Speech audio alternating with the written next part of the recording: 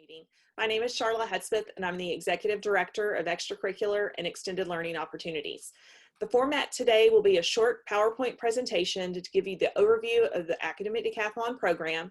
If at any point you have any questions, go ahead and type those questions into the box, and we can answer those as we go along. Leonidas will be our question tally person, or if not, we'll answer those at the end.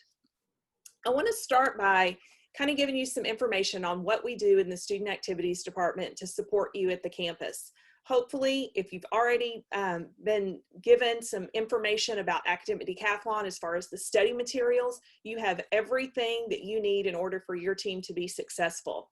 We offer transportation to the competitions and incentives for students, meals when we're at in-person events.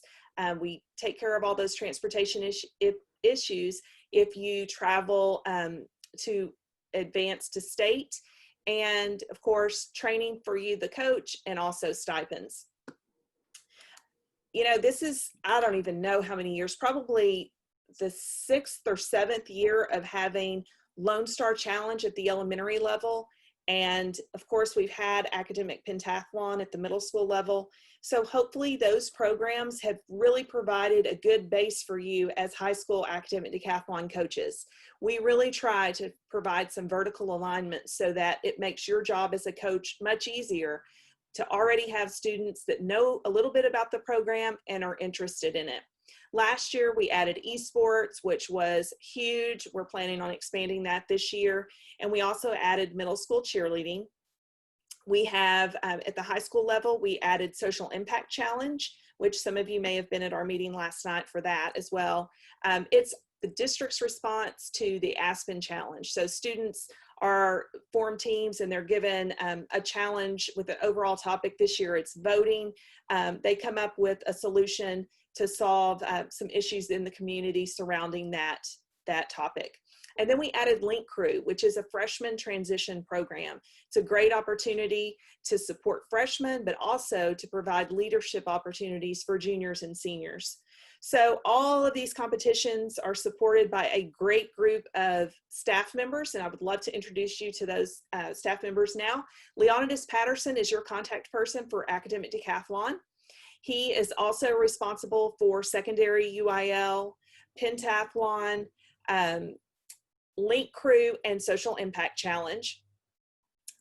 Noelle Spear is responsible for the elementary UIL, Destination Imagination, TMSCA, gosh, I'm forgetting something, the activities site. Christina Martinez is responsible for middle school, high school cheerleading, newspaper, yearbook, training, and social media. Angie Nuno is responsible for esports and chess, and Erica Guzman is your contact person for all things transportation, and she'll help with supplemental pay and budget as well. Vicki Beeman is our office manager. If at any point you need anything from any of us, please reach out and give us a call, but Leonidas is your primary contact person from our department. You know, several years ago, it's been back since 2015 actually, we had the goal to have every student involved in at least one extracurricular or co-curricular activity each year. That's no longer an official district goal. However, participation is a huge part of our local accountability system now and the campus rating. So we still have that emphasis on having students involved. We know firsthand what a huge impact participation in activities can have on a student and also on you as a coach. So thank you so much for volunteering and your time, and I realize you're getting paid, but it is a huge commitment of time and effort in a time right now that is so uncertain. To add something else to already a busy schedule with teaching and all this virtual adjustments that are being made. So thank you for committing to another great year of Academic Decathlon. It truly does make a difference for students and changes the school experience for everyone. Student expectations, much like following the code of conduct and the requirements at school, of course, we expect there to be honor and integrity, especially with decathlon, and no cheating. That's really being emphasized now that we're in a virtual format as well. Your help as emphasizing that as a coach is greatly appreciated. Coach expectations. If and when we get back to face-to-face competitions in the spring, you're expected to stay with your team at all times. If you ride the bus, stay with them on the bus. Don't just send them on the bus and then drive your own car. And then all of your requirements are listed in the supplemental agreement. Those agreements, your principal should have designated you in Oracle, and you should have received an email agreeing to where you could sign your coach agreement. If you do not recall seeing that email, check with your principal, see if the person has added coaches yet into Oracle, and if not, ask them to designate you. It's really, really important when it comes time to get paid that you are in the Oracle system. It slows the process down a lot when you're not in there. Plus, we need to know that you've agreed to the terms of your supplemental agreement. The one for Academic Decathlon is a bit long and lengthy when it comes to the supplemental pay portion, and it's paid once competitions are complete. So we'll start in with the district competition, and you get $1,000, and that's payable in December. So you're responsible for recruiting and starting your team, and then it goes on from there. 1,000 for region, 1,500 if you participate in state, and so on. There's not been a change in that agreement this year. It's the same as last year for those of you that are returning to coach. What has changed, however, is the alignment. You know, we've always had enough schools in each division category of small schools, medium, and large. But this year, with the change in the alignment, we no longer have any large schools participating. So some of you that have been large schools before, primarily the magnets, are now small schools. I would like to think that this will make us even stronger because you can still, don't look at it as only the top 2 advance, because you can still advance if your point total is high enough. And year after year, we kind of go through, you know, we're not saying anyone cannot compete at the region and state level, but you've got to put your best foot forward and be competitive. It's not fair to the kids, and it's really not fair. It's not worth your time either to even give up a Saturday or anyone else's time if no one has really coached and the kids aren't prepared. So best of luck to everyone preparing. It's a lot of information, I know, but don't let the size and the category of division change discourage you. You still have an opportunity to advance.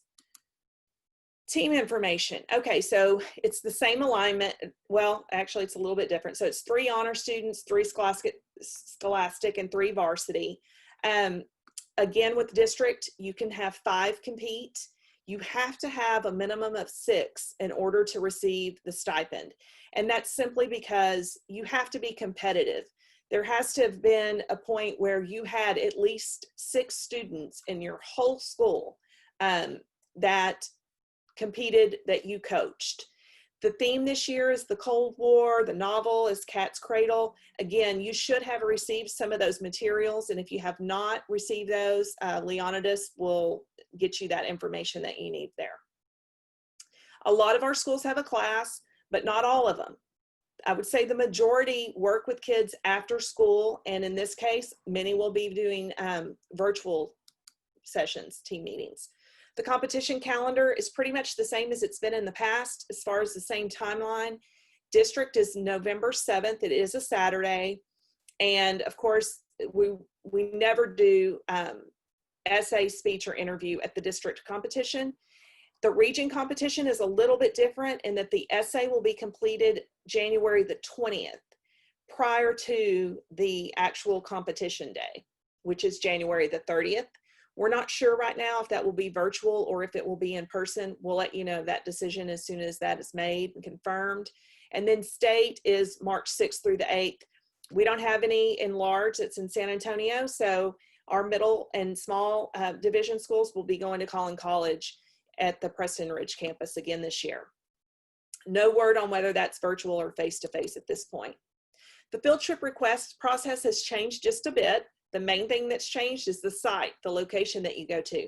It's a little bit different this year. So that's the link. You will get a copy of this PowerPoint presentation, and you'll have access to those links. You just select request new trip and then enter your ID number and follow the steps as they come up on the screen. As mentioned earlier, Erica Guzman is your contact person for transportation. She is available at the cell phone number that is listed there on the slide. If you have any questions about transportation, Erica is happy to answer those, and there will not be transportation provided in the fall. Carla, Yes. there's two questions. One about picking up materials. Mm-hmm. We have hard copies of all of the materials, the study guides right now, and you can just email me and make arrangements to go pick those that up. I have the coaches binders and the hard copies of the study guides. And then there was another question. So when you say 16 members for district, what if we have kids in the top 2 levels, but we don't have kids for the varsity team? Can we still compete?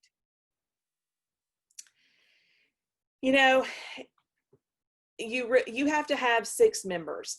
It would be really hard to be competitive without anybody in varsity. It's happened before. Varsity is always the challenge.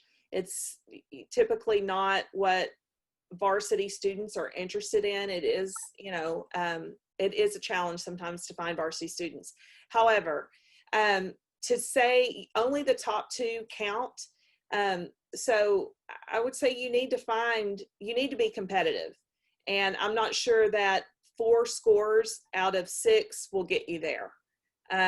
Not sure if that answered your question, but some of these things will be on a case-by-case basis. You can reach out to Leonidas or me, and we can discuss what challenges you're having there.